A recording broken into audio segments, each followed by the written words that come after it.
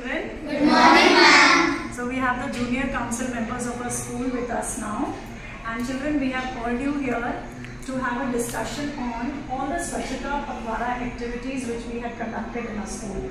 And you have to now sit and plan out and give suggestions to us what activities can be conducted in the school or in which way we can keep our school neat and clean. Okay? You can talk about hygiene, you can talk about the cleanliness in and around the school, even in the ground, playground where you go, everywhere around.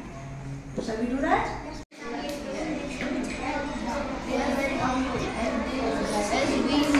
Only once or twice. After that, there's no use for them.